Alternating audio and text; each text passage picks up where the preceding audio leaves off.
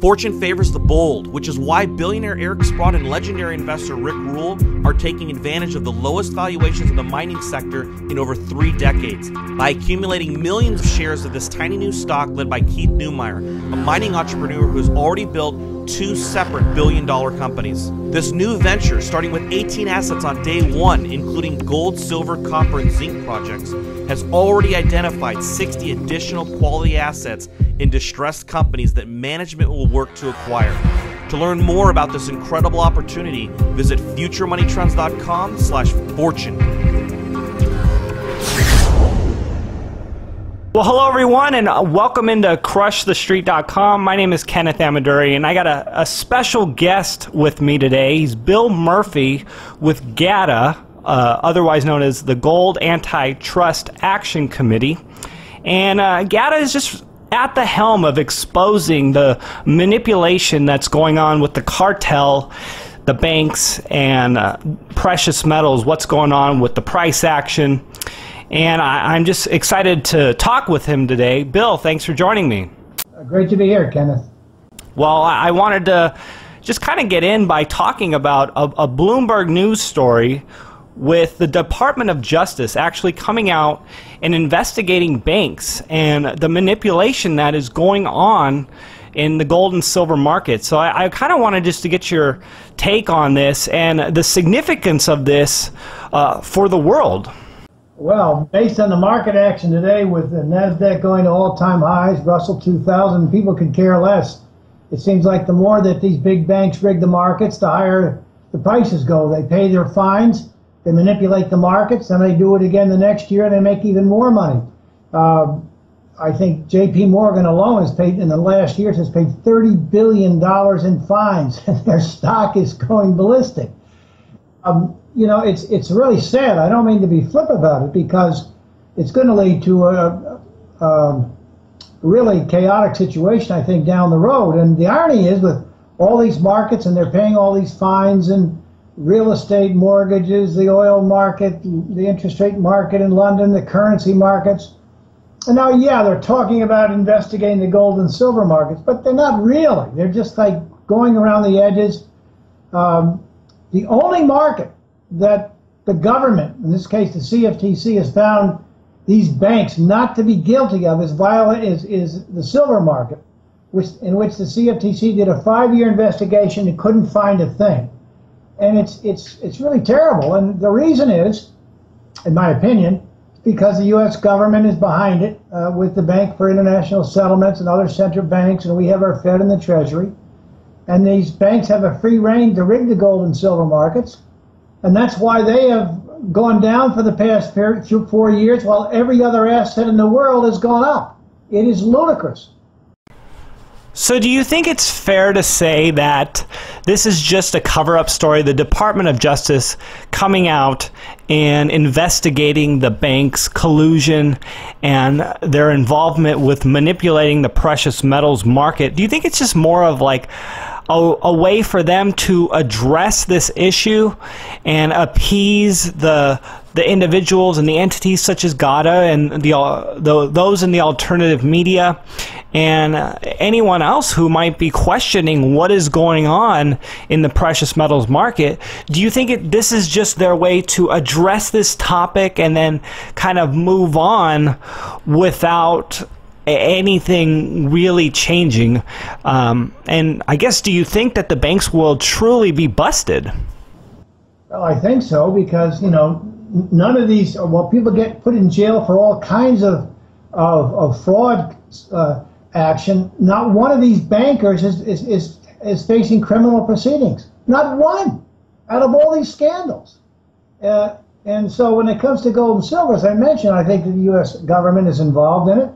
And then the word goes out, you know, that, you know, you're not going anywhere with this thing, because we've been following this since 1998, and right now their price suppression scheme and manipulation is just totally out of control. Like I mentioned, the prices are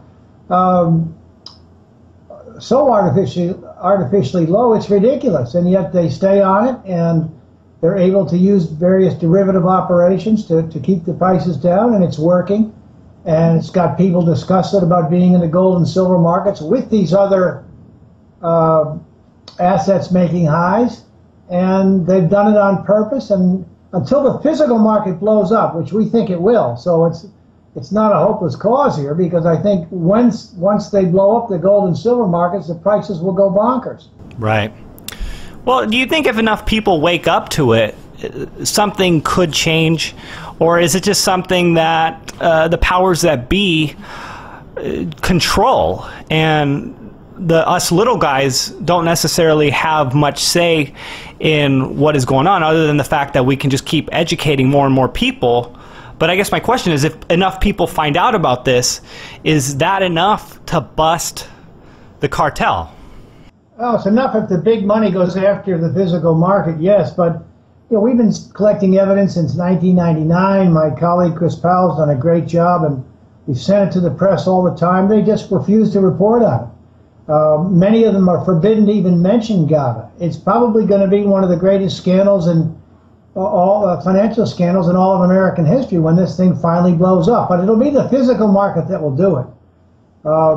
Most of the big money, most of the investors in the world are happy right now with what markets are doing.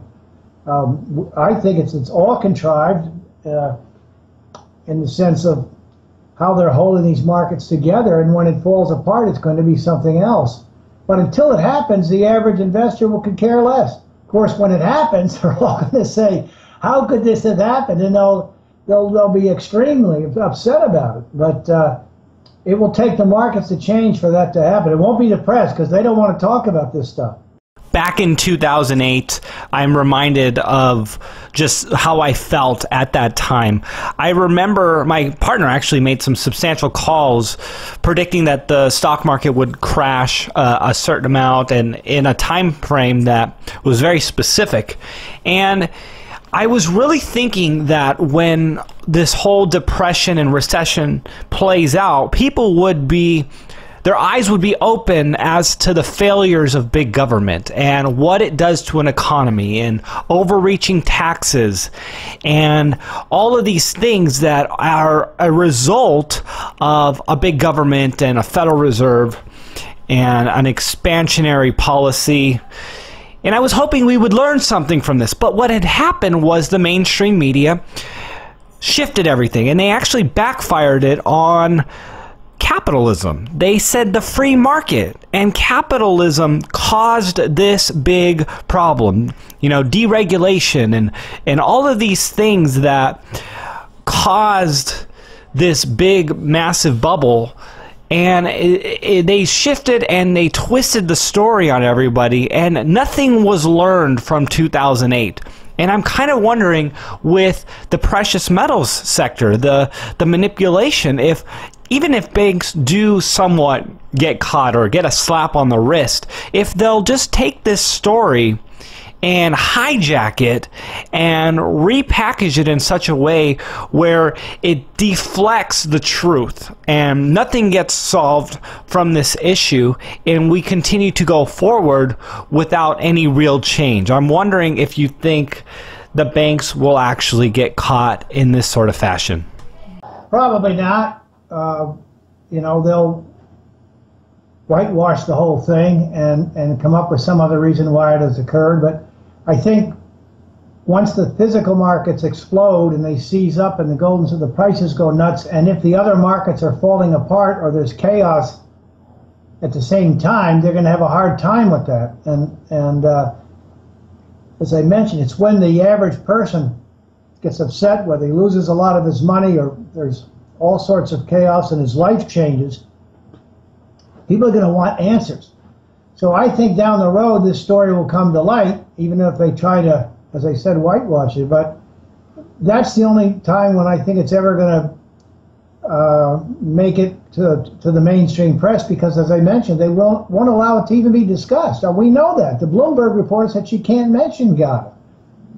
My colleague has asked, some well-known writers asked questions of central banks, and they said, no, we'd be fired. I mean, it sounds silly, but we've been doing this for, 16 years now, and we know, and I don't see any chance until they say. I do think it's all going to change, but it will be when this whole thing blows up, and it's why we keep at it, because people are going to want answers then, and we can give it to them. Yeah, no, exactly, and that's what I'm hoping. I just want the truth to be told in the end. I don't want it to all happen, and then for the powers that be to just kind of kick the can down the road, repackage everything, and continue forward with the things that they do. I want the truth to be told, and for things to hopefully fix themselves. And I'm curious, even with this story, I know you said that they're not allowed to mention GATA, but is it, with all the attention and people searching it, are you guys getting more attention at GATA because of this story?